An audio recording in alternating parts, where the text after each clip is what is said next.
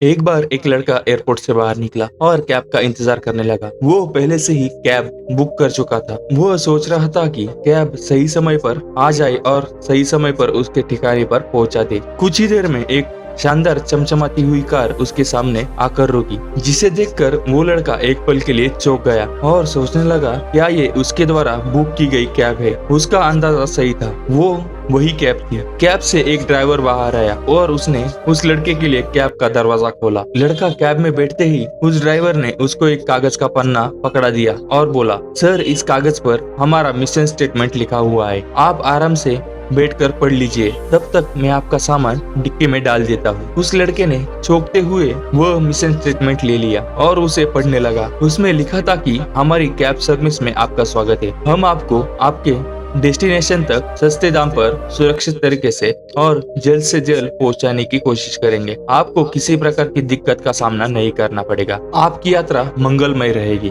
वो mission statement पढ़कर उस लड़के के चेहरे पर मुस्कुराहट छा गई। फिर उसने कार के भीतर एक नजर डाली। कार साफ सुथरी थी। तब तक कैब ड्राइवर ड्राइविंग सीट पर बैठ चुका था। उसने पलटकर उस लड़के से पूछा, सर, एसी का टेम्परेचर ठीक है? यदि इसे बढ़ाना या घटाना हो तो आप बेझिझक मुझे बताइए। उस लड़के ने कहा, नहीं, इसकी जरूरत नहीं, एसी का टेम्परेचर ठीक है। इसके बाद कैब ड्राइवर ने एक कार्ड उस लड़के की ओर बढ़ाया और बोला, सर, इस कार्ड पर सभी रेडियो स्टेशन की पूरी डिटेल्स है। आप जिस भी रेडियो स्टेशन को सुनना चाहते हैं, प्लीज मुझे बता दीजिए, मैं वो प्ले कर दूंगा। उस लड़के ने कार्ड लिया। फिर कैब ड्राइवर ने कहा, सर, आज के सारे न्यूज़पेपर्स यहाँ मौजूद है, जो आप पढ़ना चाहे मुझे बता दें। लड़के ने एक न्यूज़पेपर पढ़ने के लिए लिया। कैब ड्राइवर ने फिर से पूछा, सर, आप चाय या कॉफी कुछ लेंगे? लड़के ने जवाब दिया, एक्चुअली मुझे सॉफ्ट ड्रिंक चाहिए। आपके ठीक सामने एक छोटा फ्रिज है, आपको वहाँ से चिल वाटर मिल जाएगा। सॉफ्ट ड्रिंक की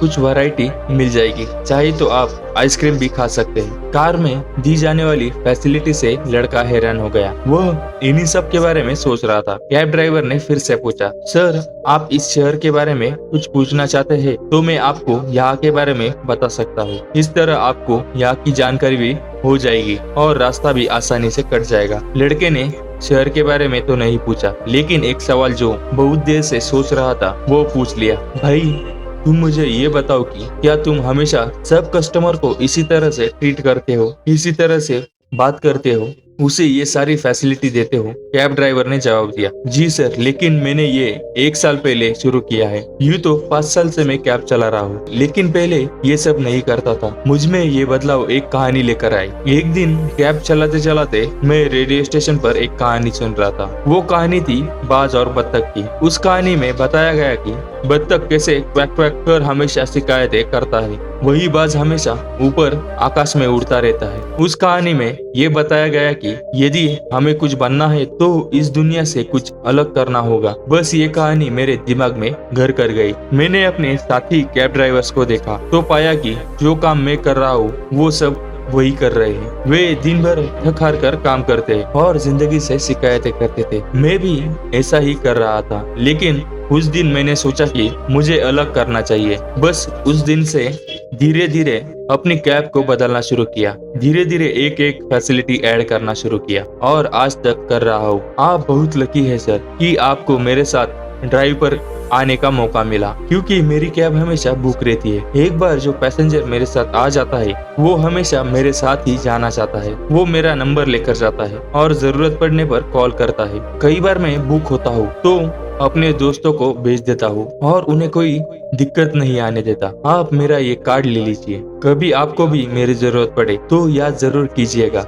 लड़के को आज तक इतना बढ़िया ड्राइवर कभी नहीं मिला था। उसका ये सफर उसके लिए खास बन गया। दोस्तों, इस कहानी से हमें ये सीख मिलती है कि जिंदगी में बत्तख की तरह शिकायत करना बंद कर दो, क्योंकि फिर जिंदगी बस शिकायत बनकर रह जाएगी। जिंदगी में वो मजा नहीं रह जाएगा। जिंदगी का मजा लेना है तो अपनी सोच ऊंची रखकर बाज की तरह ऊपर आकाश में उड़ना होगा। सबसे हटकर दुनिया से कुछ अलग करना होगा, तभी आप अपना एक अलग नाम और एक अलग मुकाम हासिल कर पाएंगे। बस ऐसा कुछ कर जाओ, दूसरे आपको फॉलो करना चाहिए और आप जैसा बनना चाहिए। यही तो है जिंदगी की उड़ान।